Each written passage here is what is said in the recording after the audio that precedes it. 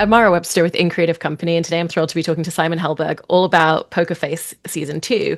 And I was interested in just your experience in stepping back into the second season of this show because, it is set up as an anthology series. And so you never know if your character is going to return, and you had the advantage of everything that you'd built into the character already. And so I was interested in how it looked a little bit different coming back for the second season.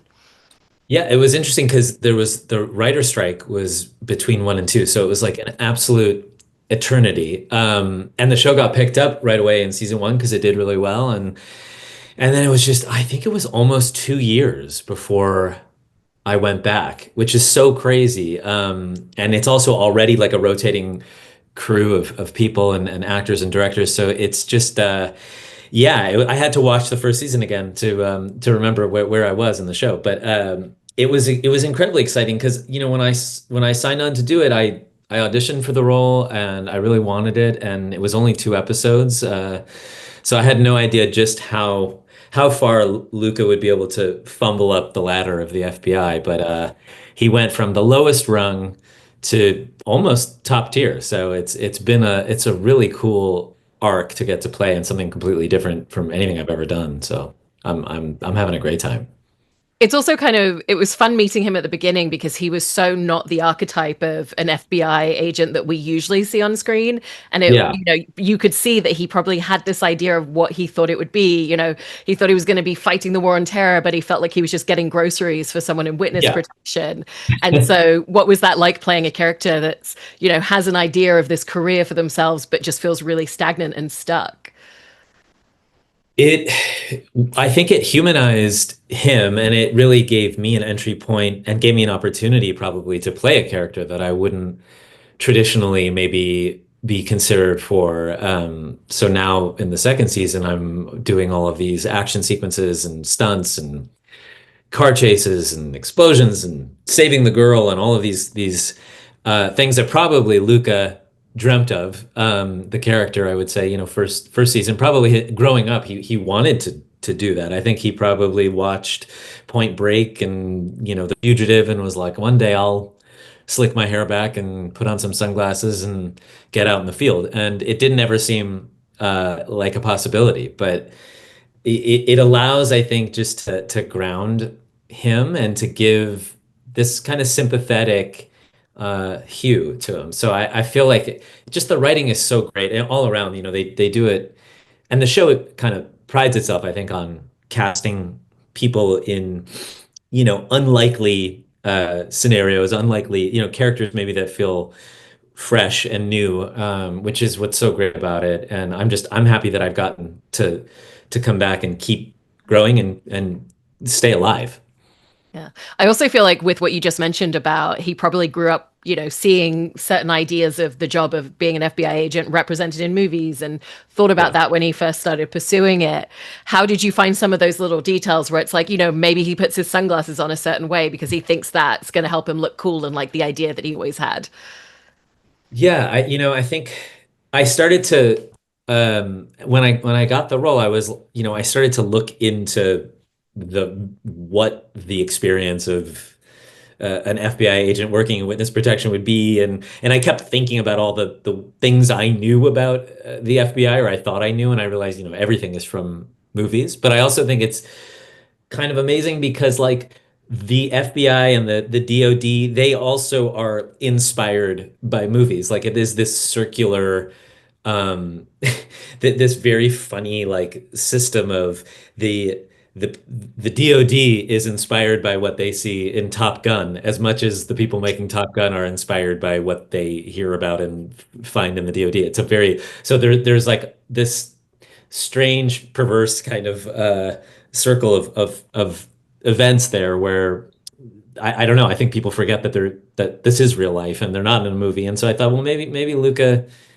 maybe he can be inspired by the movies that he grew up watching, and he probably would be. And the one thing that was so strange was that I had never seen Twin Peaks, which is just strange on its own, but until after we shot, and I was like completely struck with how similar Kyle MacLachlan's character is to mine, and that was just fortuitous. But Yeah, so I think there's something cinematic and self-aware in, I mean, people that have grown up with culture, it's in your bones. So Yeah, it's such a great point, and even with what you were bringing up about, when we first met him in season one, where he was in his career, and now he's been promoted, and because you were just mentioning that you kind of researched and looked into, well, what would it have taken to get to where he is for season two? Was it helpful to kind of go back and do that added piece of research of, well, what would it take to get to this point, and what would be the differences, and how would that impact him?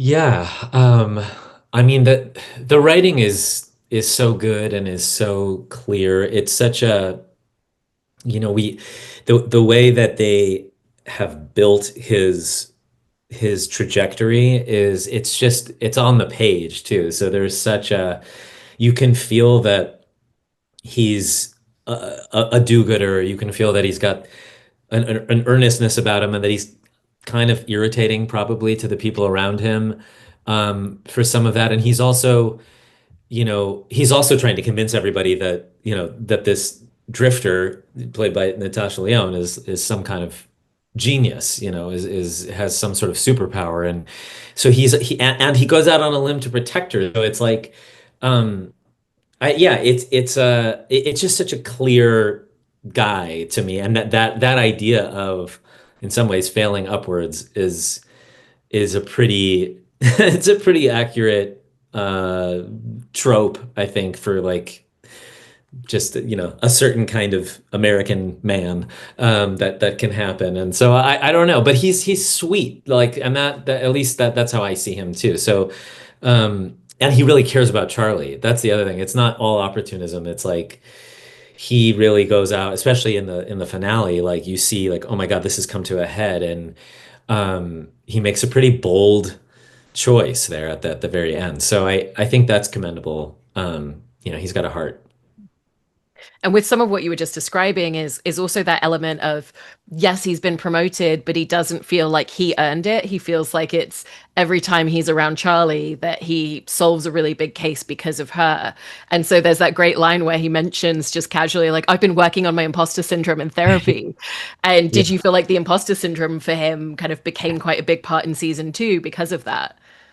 Yeah, I mean, again, such good writing, like such good, and even in the scene you were referencing before with the buying groceries and that he learned to speak Urdu and all of these, you get this really clear sense of who he is, and it makes him empathetic, I think, too, and again humanizes him. So yeah, that was a good insight uh, into somebody who has to puff up their chest at certain points and has to command respect, but also is feeling the vulnerability. And so, yeah, you're playing sort of two things at once, and that's just really fun. I mean, that's just a really fun thing to do as an actor, and it makes him gives him at moments like a swagger, and at other moments a kind of Clouseau clumsiness.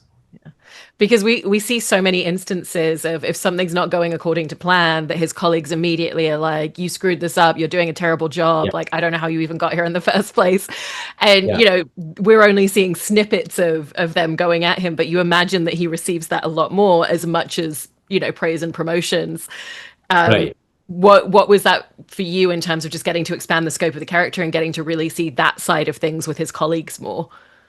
It was so fun. I mean, again, that the actors too are so great. Lily Taylor is someone I've always really looked up to as an actor, and I love her work. And I getting chewed out by her is it was an honor.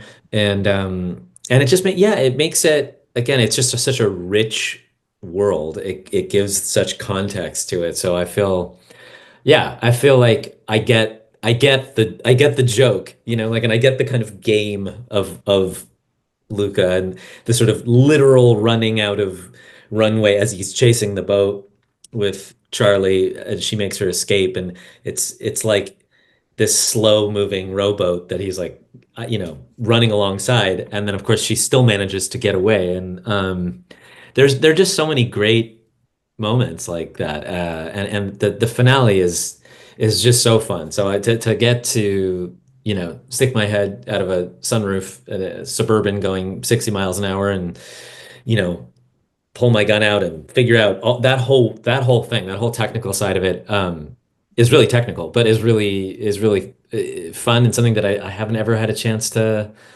do. I also think with what you just described about some of the humor of the show, especially with your character with Luca, the inherentness to him is he's not someone who's trying to be funny. He's being incredibly earnest all of the time. But Right. funny things happen because of the circumstances or how things go awry and not according to plan. And so, what was the space of finding where the humor is in the show, but not necessarily playing it as a comedic character?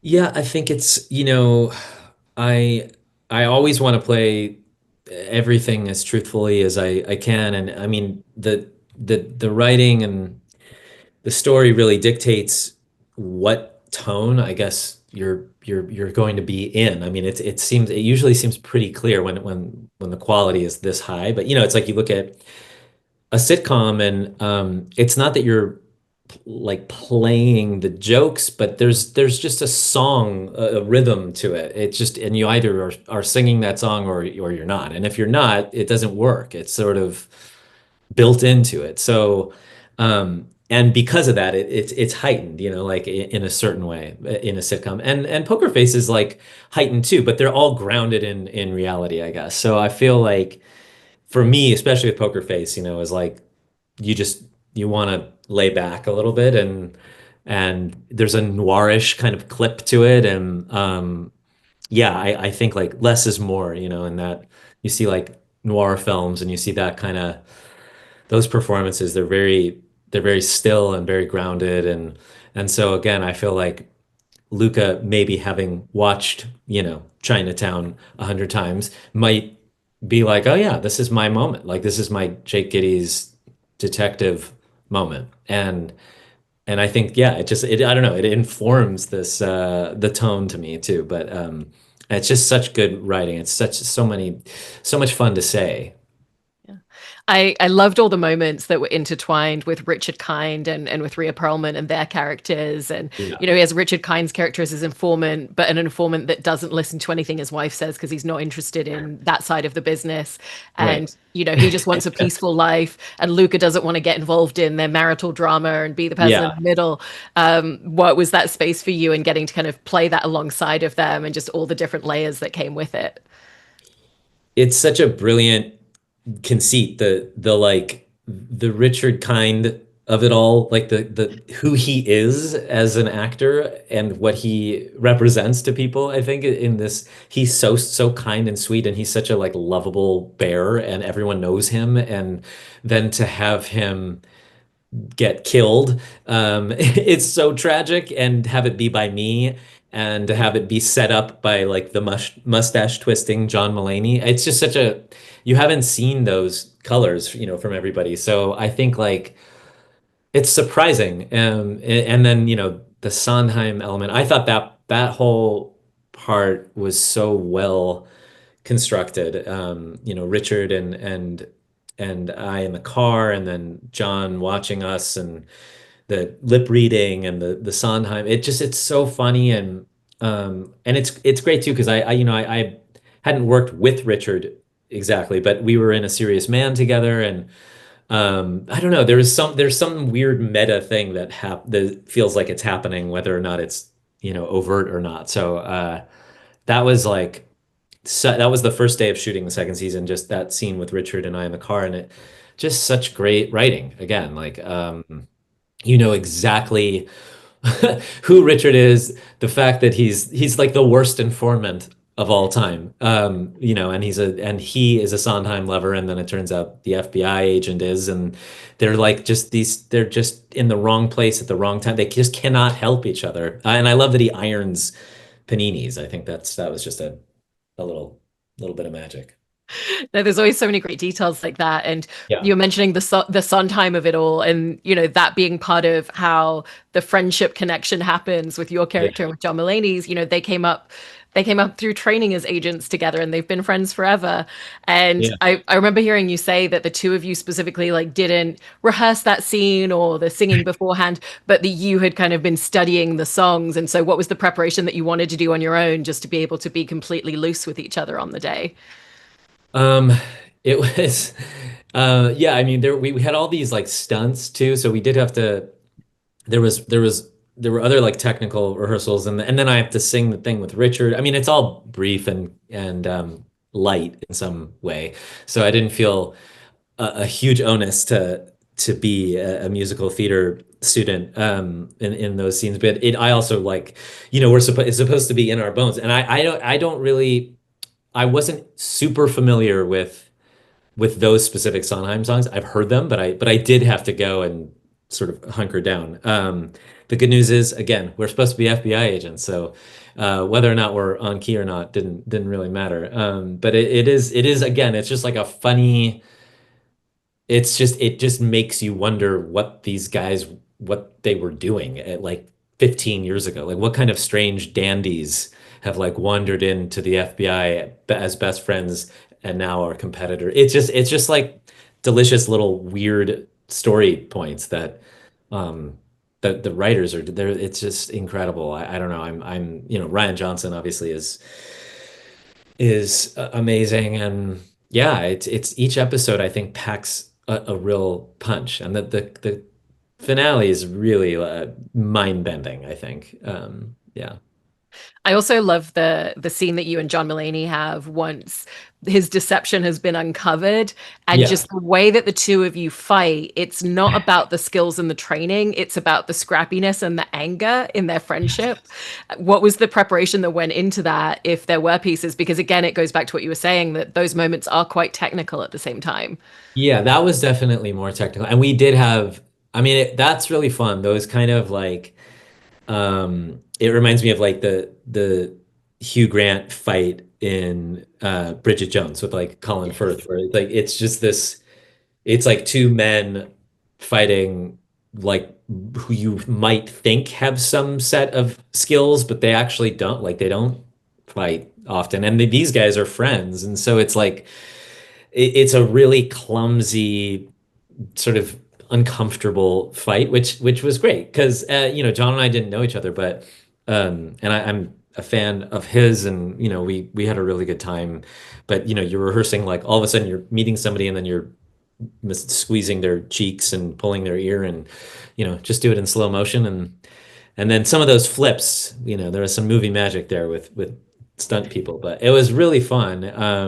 And yeah, just really well choreographed too. Yeah, I don't know. It's stuff I haven't had a ton of experience doing fight sequences and shooting and all the stuff that I've gotten to do in the show. Kind of very very technical action based work. So it's been really fun. Yeah. And you were mentioning the finale and talking about some of the details of that plot and that storyline.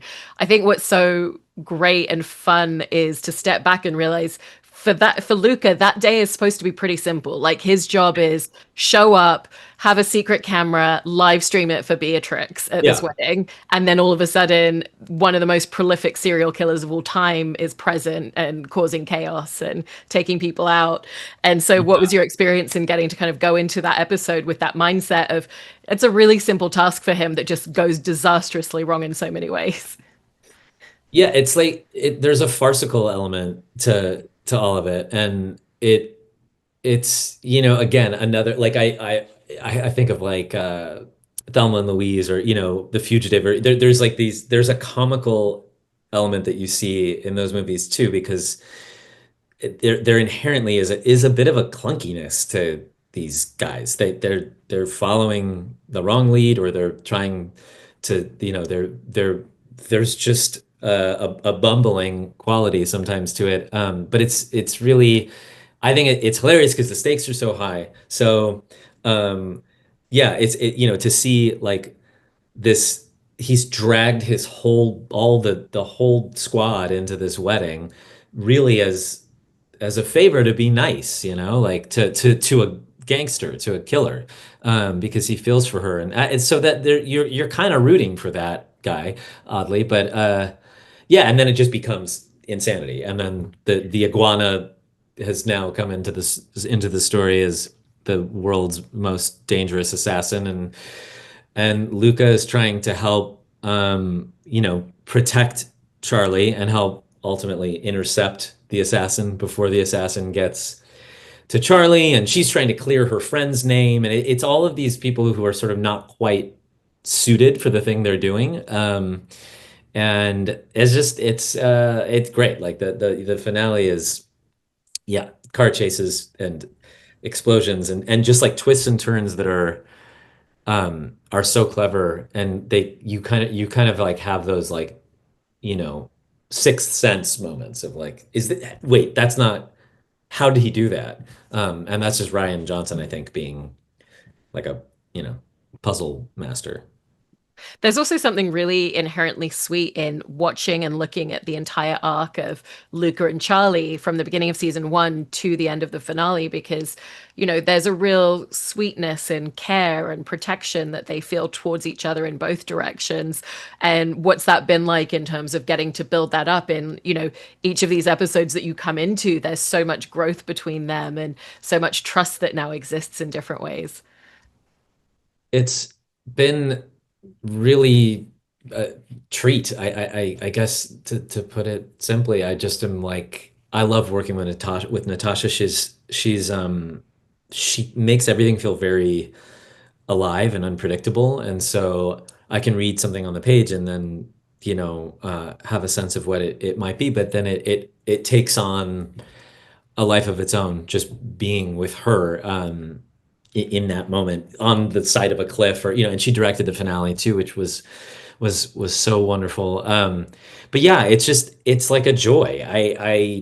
I can feel what, again, the kind of playfulness of it is going to be, and I get to be surprised because of how present and, eccentric Natasha is, and we get to play around with it. And I just think like there's something oddly romantic between the two of us, like whether or not it's romance, or it's just the fact that there's a symbiotic relationship, and they can't be together, but they need each other. I don't even mean romantically, but they like literally are, at odds with one another, but they also look out for one another. And so I think that it feels like it's gotten to a boiling point, and it now could potentially become tragic, the next time we see them. So I don't know. I'm excited to see what the writers are going to do. Hopefully, if we get to do more, and it'll be really fun.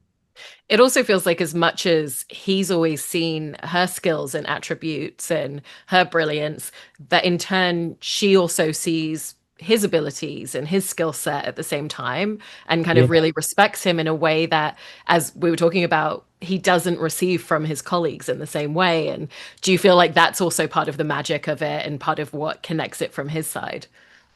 Yeah, I mean, I think that they're a good pair in in that sense, because I think he might be a little more glass half full than her, and I think he has an optimism and probably like a belief in justice in some, and maybe has a real like moral compass, and she might be a little more loosey goosey and willing to kind of to hustle her way through things. Um, but I think that she respects that he's a good guy. And also, he has helped save her from time to time, and she's really helped him more than anything. And yeah, I think it's a funny to build in that imposter syndrome layer is just so funny to me. But it is just like a nice. It's just something you don't see a lot too. I don't know that these kinds of characters, and played by people like me and Natasha in a show like this, it feels really. I don't know. Like in the finale, that last the climax of it is, it feels really special to me. It feels like something you just haven't gotten to see it with that, you know, uh, special layer. Yeah, it's the Natasha Ryan chemistry and alchemy of it all. Yeah, and this is jumping into spoiler territory for the end of the finale episode, but I did want to ask you about that exchange between the two of them, because ultimately Luca's being faced with this choice of I can take you in and I know that I'll be secure professionally, but I don't know if I can protect you if I do that. And he ultimately makes the decision of, I'll give you a head start, like off you go, and he gives her his jacket. So if anyone else catches her, they're going to know and connect the dots probably.